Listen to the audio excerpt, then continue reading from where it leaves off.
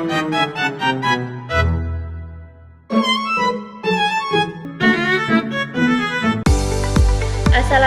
warahmatullahi wabarakatuh. Hai teman-teman, perkenalkan nama saya Novrianti, mahasiswi STAI Nusantara Kota Banda Aceh, Prodi Pendidikan Agama Islam. Baik, kali ini saya akan membuat video untuk menyelesaikan tugas midterm media dan sumber belajar PAI yang dibimbing oleh Pak Muslim SPDI MA. Baik, pertanyaan pertama, jelaskan bagaimana pemanfaatan teknologi informasi dan komunikasi dapat meningkatkan aktivitas pembelajaran pendidikan agama Islam PAI. Berikan contoh nyata penerapannya dalam materi fikih atau praktik ibadah.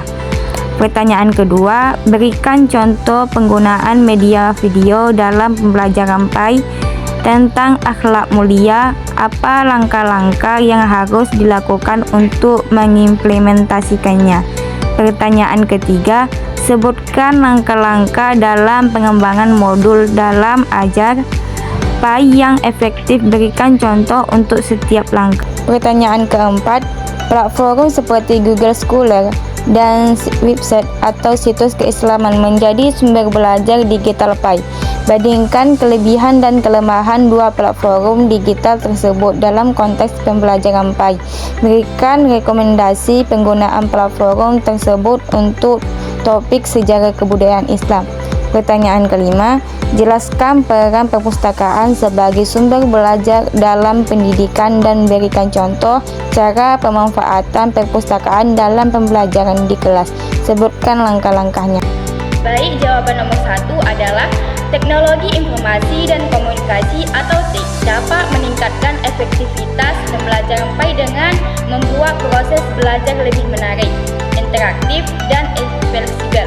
Memungkinkan siswa belajar kapan saja dan di mana saja, serta memperkaya pengalaman belajar melalui media digital. Contohnya dalam materi fikih seperti tata cara wudhu, guru bisa menggunakan video visual atau animasi interaktif yang menunjukkan langkah-langkah wudhu secara visual. Siswa juga dapat mengakses simulasi wudhu melalui aplikasi atau LMS, Learning Management System seperti Google Classroom. Baik, selanjutnya adalah jawaban yang kedua, itu contoh media video yang menampilkan kisah nyata atau dramatik tentang kejujuran, tanggung jawab, atau toleransi bisa digunakan untuk mempelajari akhlak mulia. Baik, langkah-langkah implementasinya adalah yang pertama, persiapan materi, yaitu pilih topik akhlak, misalnya jujur dalam kehidupan sehari-hari. Yang kedua, pemilihan video, yaitu gunakan video edukatif atau YouTube atau belajar atau produktif sendiri. Yang ketiga adalah tayangan video, yaitu tampilkan di kelas atau bagikan link untuk ditonton mandiri. Yang keempat itu adalah diskusi, yaitu ajak siswa diskusi tentang pesan moral dan video. Yang kelima itu adalah refleksi dan tugas. Berikan tugas menulis pengalaman pribadi berkaitan dengan topik akhlak tersebut.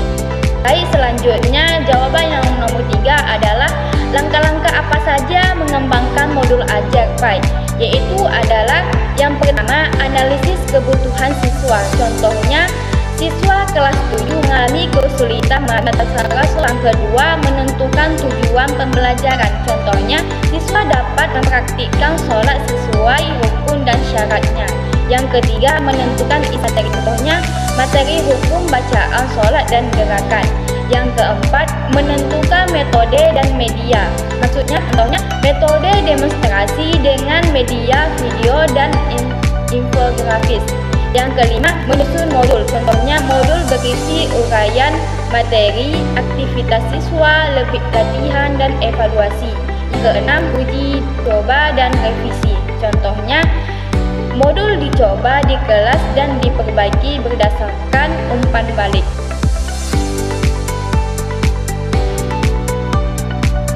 Selanjutnya, jawaban yang keempat adalah perbandingan kelebihan dan kelemahan antara Google Scholar dan website keislaman adalah yang pertama, Google Scholar. Kelebihannya adalah menyediakan